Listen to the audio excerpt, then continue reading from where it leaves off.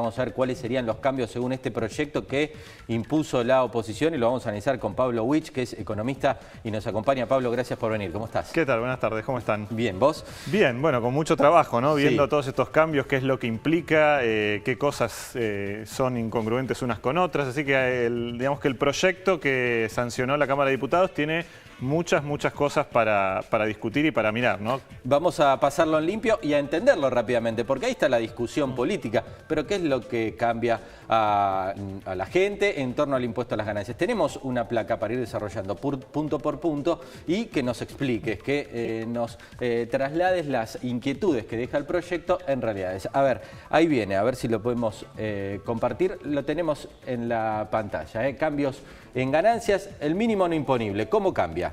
Bueno, el mínimo no imponible hoy lo tenemos para lo que son los casados con hijos, está en 18.000 pesos, pasaría a estar en 44.000 pesos y el de los solteros subiría a 33.500 pesos. Esto es una suba de 50% en lo que son salarios brutos para lo que era el mínimo no imponible, que el gobierno estaba ofreciendo subir un 15% este mínimo no imponible. Bueno, el proyecto que sacó la oposición lo sube entre un 40 y un 50%, depende, porque depende si uno está casado con un hijo, sin hijos, con dos hijos, entonces depende cómo es el estado de la persona y cómo está frente el grupo familiar. El grupo familiar frente al fisco. El tope, 35%. ¿Qué quiere decir ese tope? Bueno, esto es lo máximo que se paga de impuesto a las ganancias. Esto no se modificó, sigue siendo 35%. En un momento se había hablado, es más, el gobierno quería cambiar, había propuesto que las escalas más altas paguen hasta un 45% de impuesto a las ganancias. Esto al final no se modificó y quedó en el 35% como tope máximo. Cónyuge deducible, ¿y ahí? Ahí sí. Acá, digamos, siempre hablando de que, porque esto a veces confunde a la gente que dice, bueno, yo estoy casado, pero cuando uno habla frente al fisco de que está casado significa que tiene a su cónyuge a cargo. Claro. Con lo cual, que alguno de los dos no trabaja, entonces el que sí trabaja lo puede estar deduciendo de su impuesto a las ganancias. En un momento se había hablado que tanto cónyuges como padres o como hijos menores de edad, en realidad hasta los 24, no iban a poder ser deducibles y solamente iban a ser deducibles los hijos hasta los 18 años. Esto no se modificó. Y acá algo importante, ¿qué es lo que no va a pagar ganancias? Bueno, exactamente. Siempre se tuvo estos últimos años, hubo reclamos o se pedía que para alivianar la situación, hasta que se discutiera un poco qué pasaba con el impuesto, se hablaba de dar un alivio a través del aguinaldo, que el aguinaldo, que es lo que se llama el SAC, iba a quedar afuera del impuesto a las ganancias y siempre se esperaba que el gobierno nacional hiciera un decreto para sacarlo, para eximirlo. Bueno, siempre esto de encima se daba pocos días antes, con lo cual eso era mucho lío para todas las compañías que tenían que pagar. Bueno, ahora directamente se sacó y el aguinaldo no tiene retención de impuesto a las ganancias. Y lo mismo con las horas extras. Con las horas extras. Porque antes, por supuesto, era sobre todo el ingreso, todo el salario bruto. Acá se discrimina las horas extras en el mes que esté y el aguinaldo en los meses de junio y diciembre. Claro, y había muchos empleados que decían, no me conviene hacer horas extras porque empiezo a pagar ganancias. Exactamente. Terminaba perdiendo. Lo mismo que pasa con los aumentos de sueldo y la tabla, ¿no? Que lo que no se cambió, la famosa escala. La escala, bueno. Y a ver, ¿qué agregamos? Alquileres. ¿Qué quiere decir esto de los alquileres? Esto es muy importante y esto sí es un impacto realmente, bueno, más allá de subir el mínimo no imponible, esto es un impacto para todos los meses, que es que uno va a poder deducir hasta 4.000 pesos si es que está en situación de alquiler, si alquila su casa. Porque también uno siempre decía, bueno, pero ganancia no es mi salario bruto menos los aportes patronales, digamos. También no es lo mismo la persona que gasta en un alquiler que la que no gasta y un montón de otros gastos en salud, en seguros, que eso sí está contemplado en la ley desde siempre. Bueno, ahora se agregó el tema del alquiler, que también se discutía cuánto sería. Bueno, el monto fue al final 4.000 pesos. 4.000 pesos. Bien, bueno, acá viene ejemplificados cada uno de los puntos. Vos decías, tiene algunas incongruencias, tiene algunos puntos que son objetables. De hecho, los tributaristas ya dicen esto es por lo menos desprolijo. Sí, Algunas de las críticas que le llegan al proyecto de la estás oposición. dando las críticas que son más suaves, ya muchos hablan de mamarracho, hablan de que no es practicable, que no se puede poner en práctica, no es aplicable.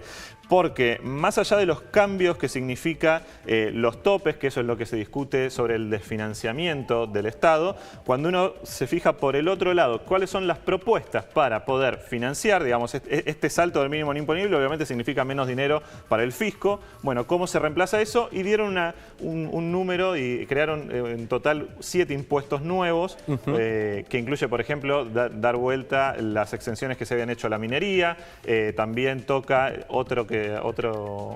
da vuelta otra medida que se había tomado, que era no gravar los dividendos que pagan las compañías, que esto con el tema de la ley de blanqueo, hace pocos meses todos los diputados votaron a favor de que se eximiera los dividendos, todas, digamos, algunas medidas impositivas que se habían tomado para fomentar las inversiones o para fomentar el ingreso de empresas que generen trabajo, algunos de esos se dieron vuelta. Así que la primera incongruencia puede ser un poco una misma Cámara de Diputados que vote una cosa a favor y la vote en contra con el tema de la inestabilidad jurídica que eso puede significar para un país, ¿no? O sea, esa es una primera incongruencia, si queremos, que tiene que ver más con el humor más que con otra cosa. O sea, un empresario en que viene a invertir, que le digan que antes sí y ahora no, eso puede ser contraproducente. Pero también hay otras. Por ejemplo, lo que tiene que ver con la renta financiera específicamente. Que ahí la oposición dice, nosotros grabamos la renta financiera, o hay que grabar a la renta financiera, al juego, que ha generado también toda una polémica. Bueno, el juego ya está bastante grabado, lo quieren seguir grabando, eso, digamos, de última es una elección que toma el Congreso y que lo puede hacer.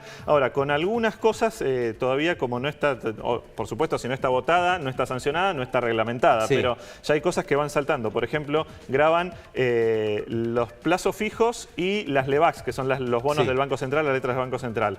Bueno, muchas veces los bancos utilizan el dinero de los plazos fijos y se respaldan con LEVAX. Con lo cual, si uno graba plazo fijo y LEVAC, está grabando ese mismo dinero 2 veces, porque es el dinero que ingresa al banco para un depósito a plazo fijo y que el banco lo usa para comprar LEVAX. Por supuesto, ¿esto qué causa? El banco nunca pierde, o sea, los negocios de los bancos son siempre transferir costos y tener un margen de ganancia, con lo cual ese doble impuesto se va a terminar transfiriendo al costo del plazo fijo, con lo cual va a terminar golpeando 2 veces a la persona que está haciendo un depósito en plazo fijo. Entonces, esa es parte de las incongruencias de la renta financiera y otra también que tiene que ver con, por ejemplo, el impuesto que dijeron los jueces van a pagar ganancias, no el Poder Judicial. Me quedaba eso. Los jueces y jubilados, te pregunto, para cerrar. Bueno, jueces dijeron no todo el Poder Judicial, sino solo los jueces y no solo los jueces, solo los nuevos jueces. Con lo cual ya ahí estamos hablando de una discriminación, así que claramente si se llega a votar esto en el Senado y se promulga la ley, va a saltar la inconstitucionalidad y la Corte Suprema va a tener que dictaminar que no es constitucional. Digamos, de estas cosas también hay. ¿Y de los jubilados les cambia en algo este nuevo escenario? Porque la oposición también se jactaba de esto. Hasta ahora, digamos, no toca específicamente, no dice los jubilados no pagan impuestos a las ganancias. Obviamente, si sube el mínimo no imponible, hay muchas jubilaciones que ya no llegan a esos niveles, con lo cual como consecuencia los jubilados no pagarían. Pero hasta ahora no se dijo, la jubilación ya en su momento, cuando se hizo el aporte, se pagó el impuesto y no se tiene que pagar.